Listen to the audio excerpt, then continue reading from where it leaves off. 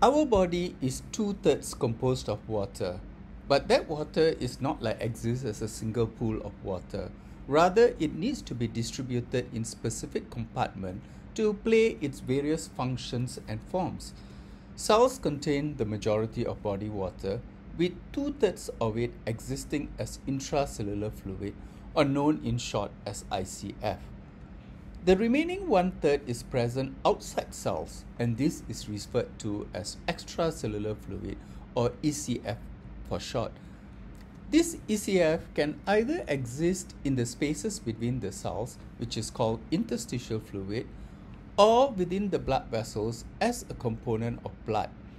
80% of the ECF is present as interstitial fluid, while another 20% of the ECF is in the blood as intravascular fluid or plasma. Although water appears to be distributed in the different compartments, it is actually constantly moving from one compartment to the other. The fluids shift between the intravascular, interstitial, and intracellular compartment is dynamic, and yet must be balanced to ensure that the correct proportion and volumes are maintained in each compartment. This homeostatic balance is achieved principally through the interplay of two opposing forces, the hydrostatic and the oncotic forces.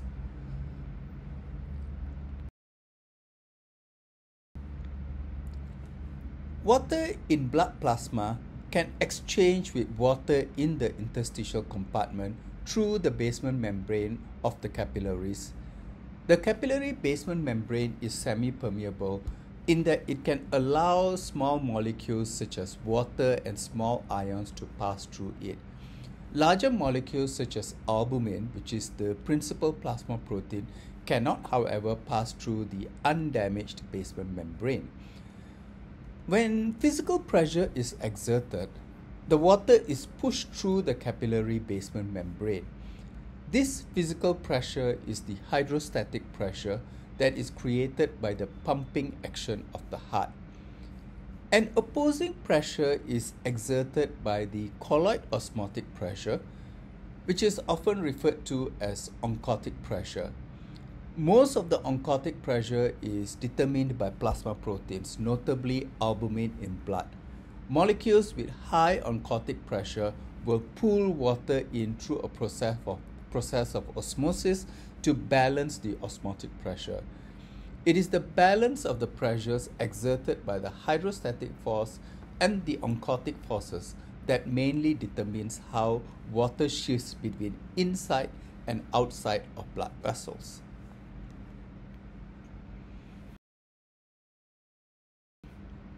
The pressure that is exerted by the heart in systole and relaxation during diastole, combined with the systemic vascular resistance, creates a pressure gradient across vascular systems that drives the blood through it. Fluids move from high pressure to low pressure across this gradient. The highest pressure is at the left ventricle during systole, which is transmitted through the aorta to the elastic and muscular arteries that can regulate the pressure in the blood vessels. By the time blood arrives at the precapillary arterioles, the hydrostatic pressure would have dropped to about 35 to 40 millimeters mercury. The arterioles can regulate arterial capillary hydrostatic pressure to a certain extent by vasoconstricting and dilating.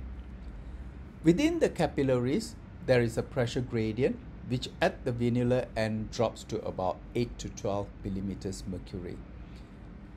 Venous blood is returned to the right atrium through the inferior and superior vena cava, which are low pressure vessels with pressures of only about 0 to 8 millimeters mercury. As you can see, the pressure gradient between the venous end of the capillary and the right atrium, which determines venous return, is very small. Hence why blood flow in veins can be quite sluggish unless it is supported by other ancillary pressures such as the leg pump and the negative inspiratory pressures, as well as valves in the vein which prevent backflow of venous blood. From the right atrium, blood enters the right ventricle, which pumps blood into the pulmonary artery that carries the deoxygenated blood into the pulmonary circulation. Unlike the left ventricle, the right ventricle only exerts a pressure of about 15 to 30 millimeters mercury at systole, which is enough to push the blood through the alveolar capillaries where blood oxygenation takes place by simple diffusion. Pulmonary venous pressure is about 1 to 10 millimeters mercury, where the oxygenated blood is returned to the left atrium and then the left ventricle to re-enter circulation.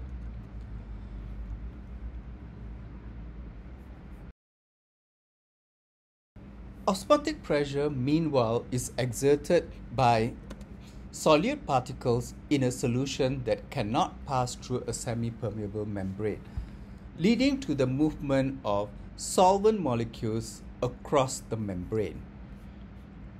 The osmotic pressure depends on the concentration of solute particles. Therefore, any molecule that can dissolve in a solvent and is unable to cross a semi-permeable membrane can contribute to osmotic pressure. Solutes that can exert osmotic pressure include ionic molecules such as sodium chloride and non-ionic compounds such as protein molecules. In the capillary, albumin, which is impermeable to the basement membrane, acts as the principal osmotically active solute. Within the interstitial spaces, ions such as sodium can exert an osmotic force, but this tends to be negligible in physiological states.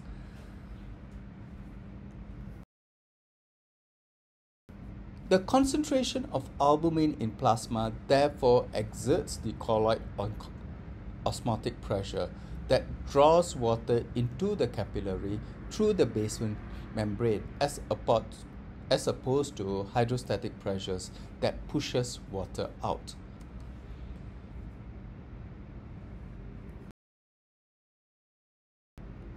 Starling's hypothesis, which was first proposed by Ernest Starling, a British physiologist in the early 1900s, still remains an essential concept that explains the movement of fluids between blood in blood vessels and the interstitial fluid across capillary membranes.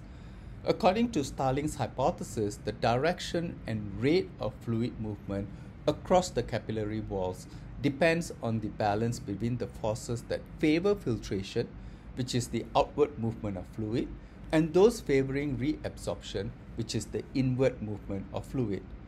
If the net filtration pressure is positive, there will be a net movement of fluid out of the capillaries into the interstitial space, and if it is negative, there will be a net movement of fluid into the capillaries.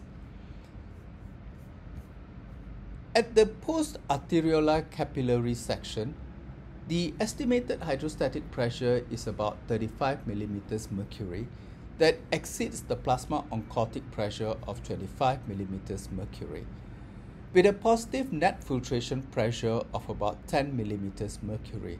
Therefore, there is net outflow of water into the interstitial space. Conversely, at the venular end of the capillary, the oncotic pressure is about 25 to 26 millimeters mercury, which exceeds the hydrostatic pressure of 18 millimeters mercury. There is therefore a net negative filtration pressure of minus 7 millimeters mercury, causing the inflow of water into the capillary.